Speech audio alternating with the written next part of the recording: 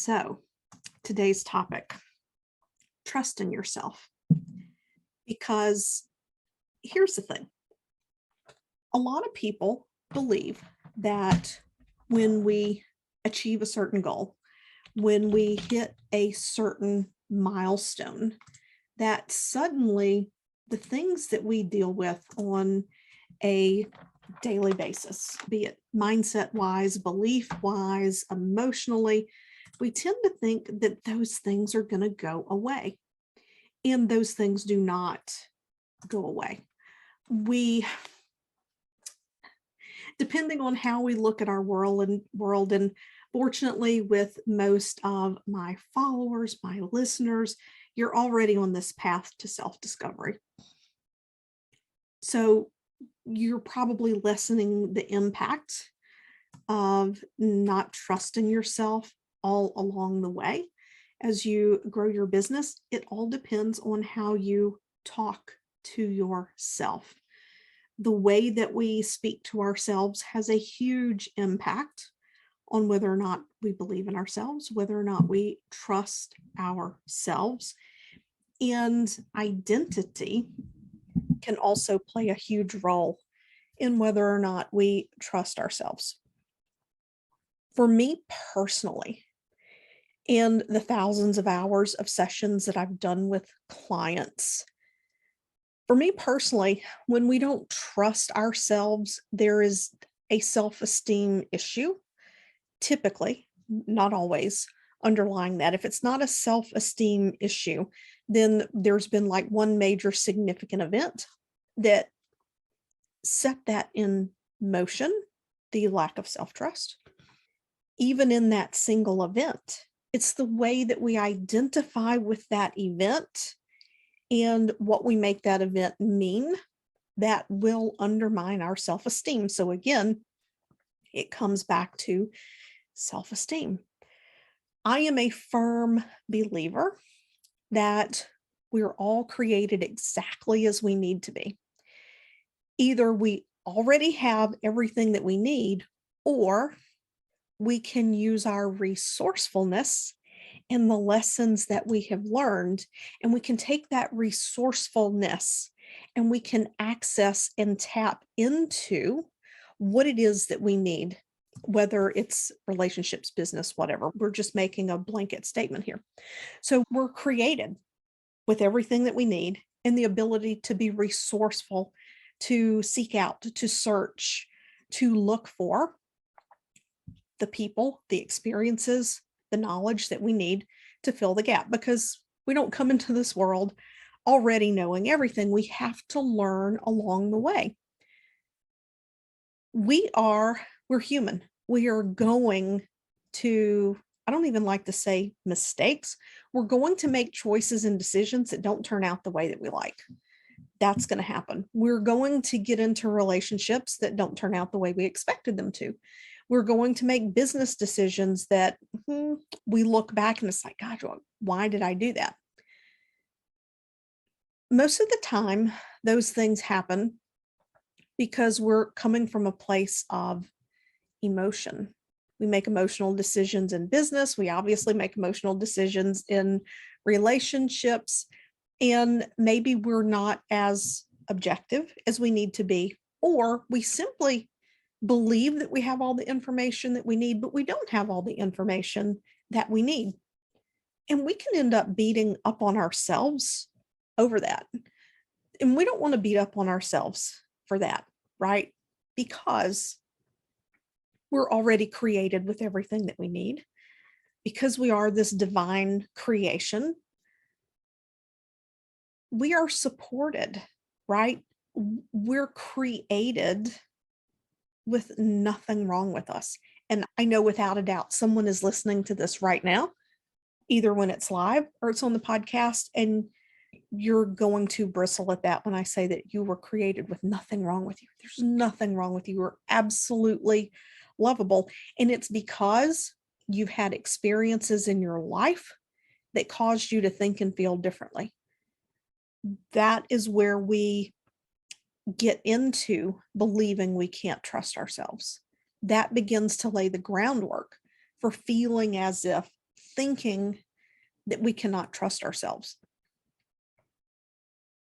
If you want to go all the way to the core, I mean, if you want to pierce the heart of the matter, when we are in a state of radical self-acceptance, when we unconditionally love ourselves, self-trust is not even a question. Confidence is not even a question. It's just there. Now, does that mean we never make a mistake? No. Does that mean we never look back on something and say, gee, I should have done that differently? What did I not know? What was I not seeing that I should have seen? The difference is that we accept that we're always doing our best.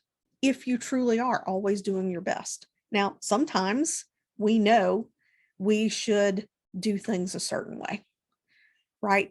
So maybe, let's say you're in business and you're entering into a relationship with somebody for a joint venture.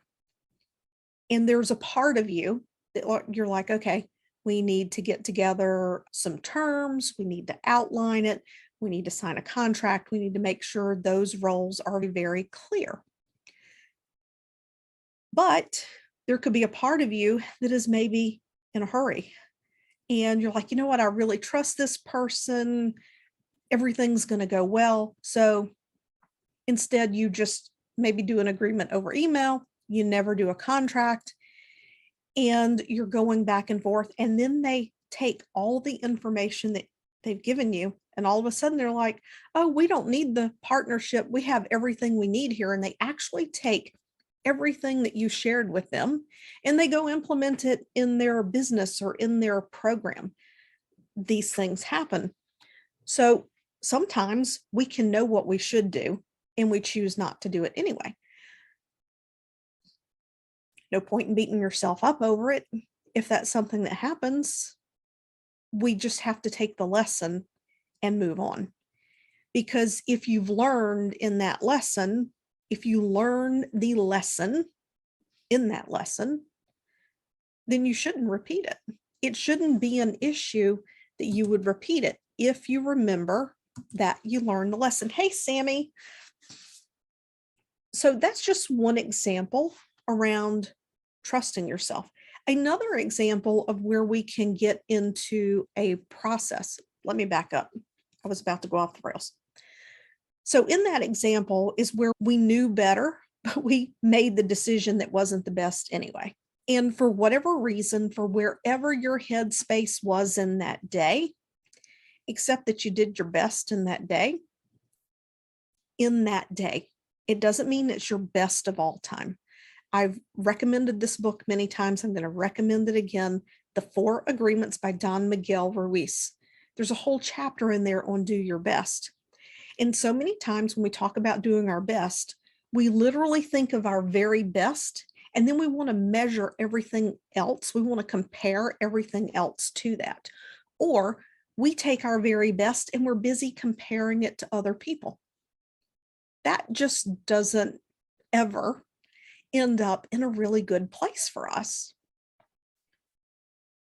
So if that were to happen to you, where you chose not to do the contract and someone walks away with your ideas and implements them and you're not compensated the way it was initially discussed, right? Because we all have moments where we have to learn. If that happens, you can say, you know what? I have learned my lesson and I will not repeat that again. I will make sure. So if you look back at that instance, you can say, okay, next time before I do anything like this, I'm going to have a cooling off period and I'm not offering any of my insight or intellectual property until something is in place. And then you can choose to be impeccable with your word to yourself, which is one of the other agreements. Now, sometimes when we don't trust ourselves, this is going to be an interesting one. I've seen this before with several people. We grow up in a family where, and sometimes it can be in a not pleasant way. And sometimes it can be in a way that our family members are actually trying to be helpful. I know that not every family situation is utopian. Okay. I don't think any family situation is utopian, but sometimes we just grow up with really harsh, critical people.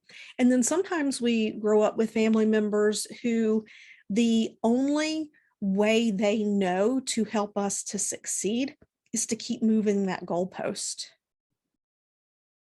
Or they will, when we go into a situation, they will always point out the dangers of the situation. It's because they don't want us to get hurt.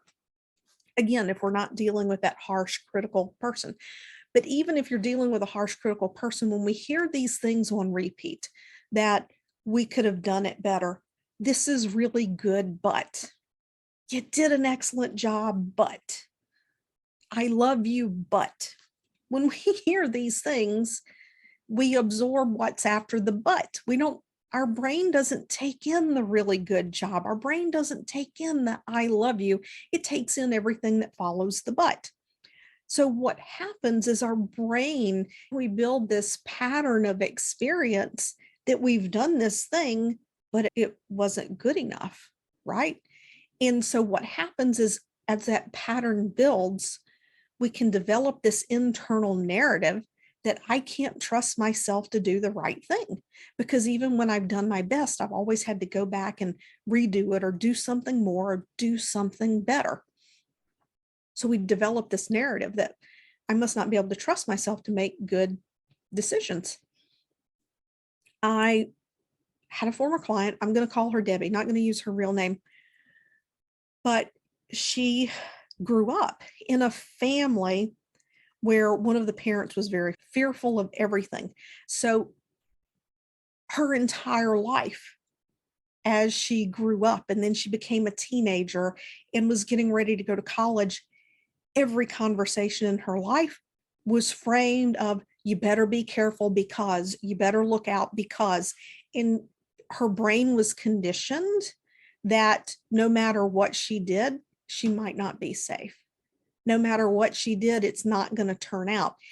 And was also conditioned that the one thing that she loved to do the most was not something that she could be successful at, that it was not something that she should pursue. And so that was the message that she got. I cannot trust myself because everyone's telling me that the things that I want to do, that the things that I love, that the things that are important to me, I can't be successful. That not only that I can't be successful, but that if I'm going to be accepted, I can't do that. People will think I'm crazy if I do that. You want to talk about people thinking you're crazy? When I restarted both times I started my hypnosis practice in Connecticut and here in Mississippi. In Connecticut, some of the doctors were really into it and loved it. The other doctors, there were some who would ask me those sarcastic, underhanded questions, those little passive aggressive zingers. And there was something inside of me that knew that I absolutely had to be doing this. And I didn't have evidence for it yet, but I knew I had to do it. And I had to learn to trust myself. It was a practice. So fast forward, 2015, I closed that business, moved to Mississippi. In 2018, I reopened the business.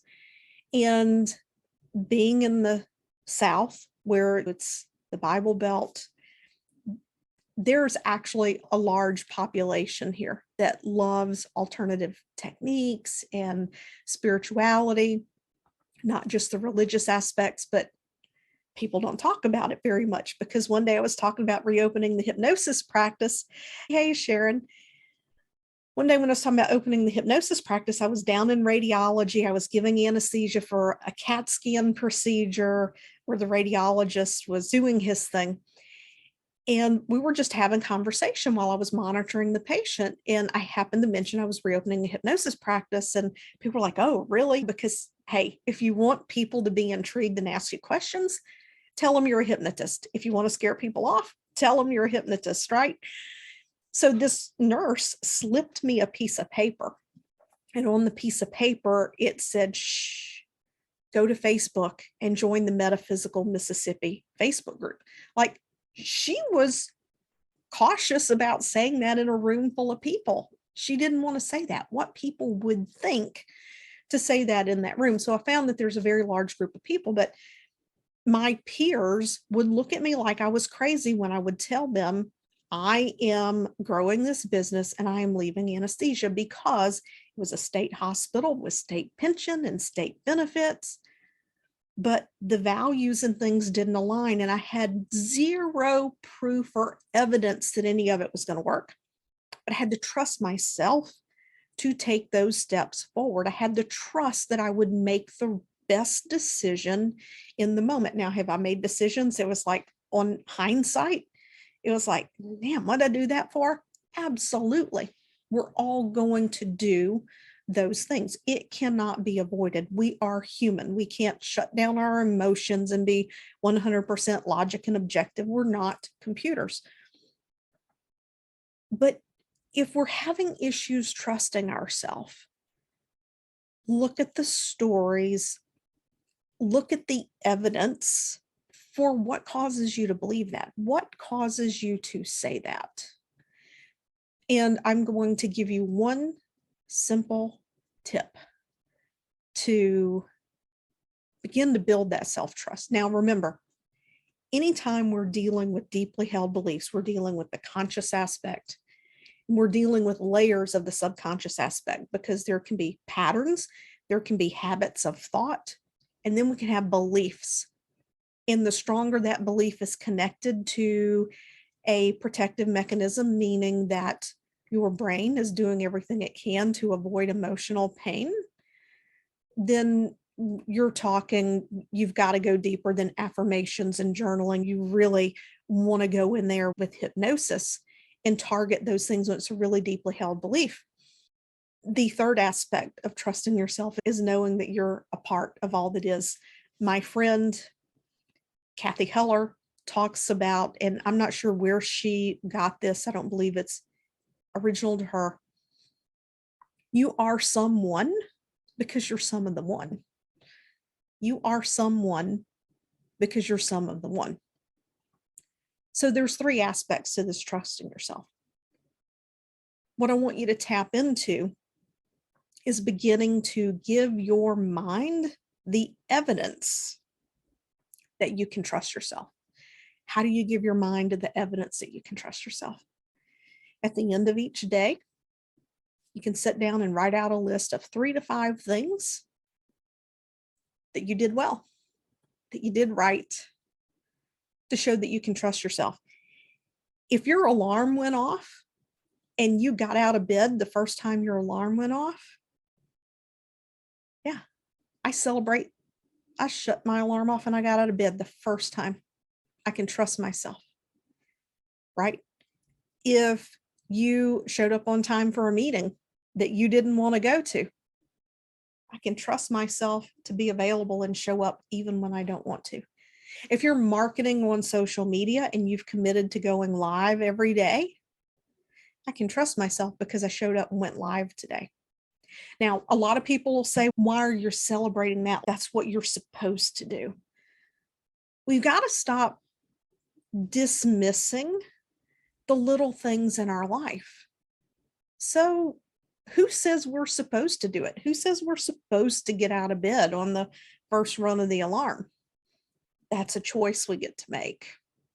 We have expectations tied up in that. We have beliefs tied up in that. Now, if you've made a commitment to something and you're not keeping your word to yourself, then what I want you to do is take that celebration of what you're keeping your word to yourself on.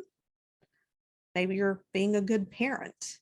Maybe you're nurturing your child's curiosity. Maybe you're creating content. Maybe you're not going live on Facebook, but you're creating other content. You're being consistent. Those things are there. Celebrate what you are doing. I don't care how small it is. You can trust yourself that you haven't used an alarm in 4+ years. I absolutely love that. I don't use an alarm unless I absolutely have to do something at a certain time. I allow myself to wake up naturally because sometimes I feel creative in the evening.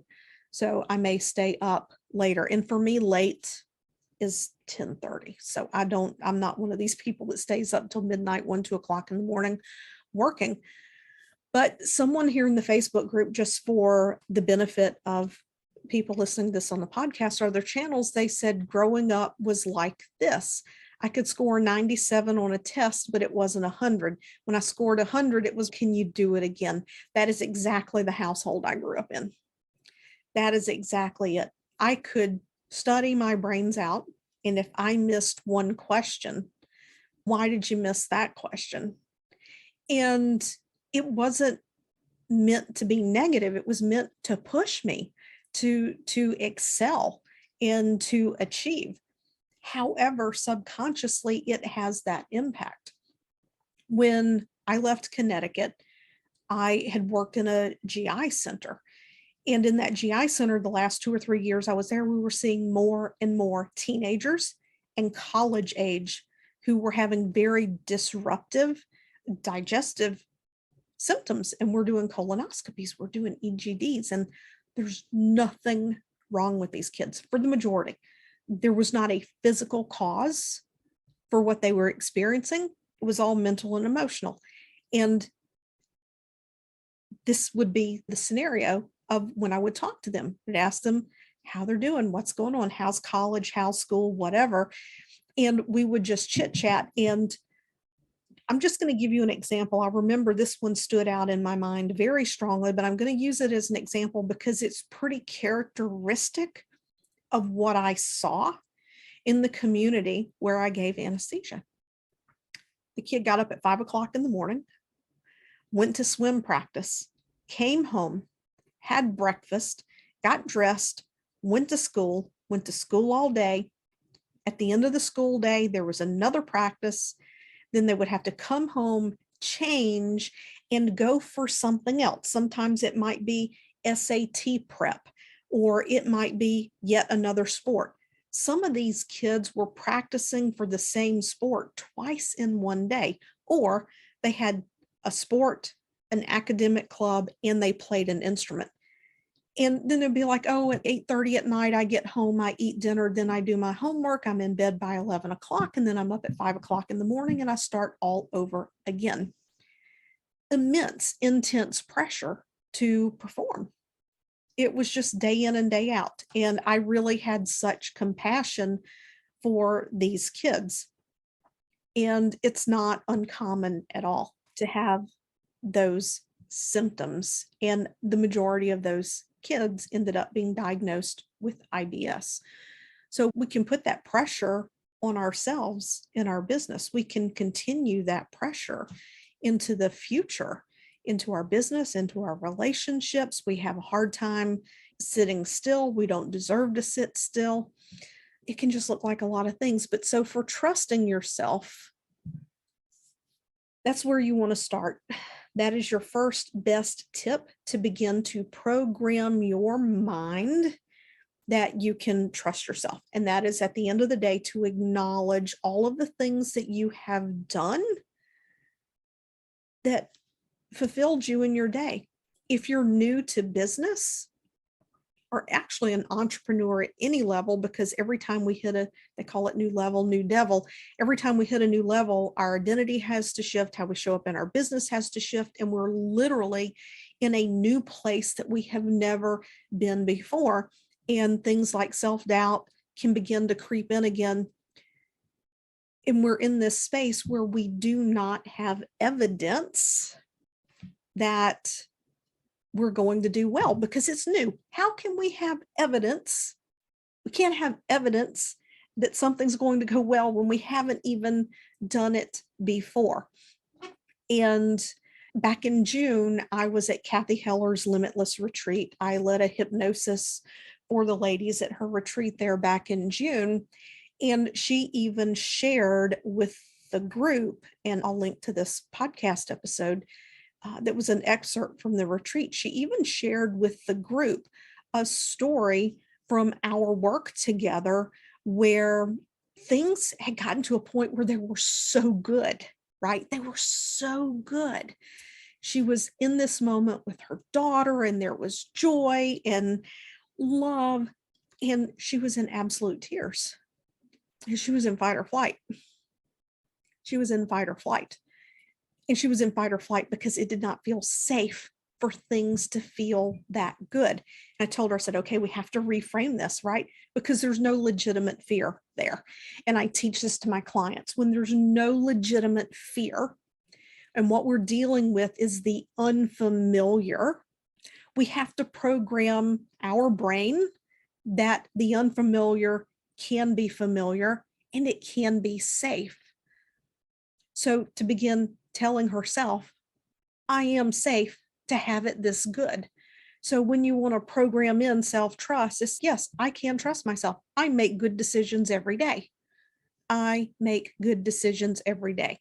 And then take a moment and recognize those decisions and recognize them as being good decisions. Now, if you make a mistake, don't go pull out the hammer and start beating yourself up. For heaven's sakes, please don't, please don't do that. Instead, take an honest look at the situation and say, in the moment that I did that, made that, in the moment that I made the decision with the information I had in the moment, did I make the best decision I possibly could? Because hindsight is, there's that saying, hindsight is always 2020. We can't judge ourselves based off of information we gained in the future, because that's just ridiculous. I think if you had a child who did something like that, if you had a 6-year-old who was beating themselves up because they couldn't tie their shoes when they were 2, you would be like, but baby, that's ridiculous.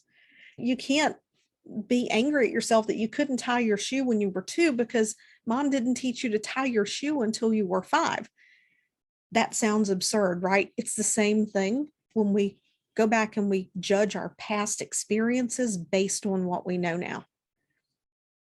So these are some tools to begin trusting yourself more. I know I poured a lot into this. Anyway, if you've enjoyed this, please follow, share wherever it is that you're picking it up.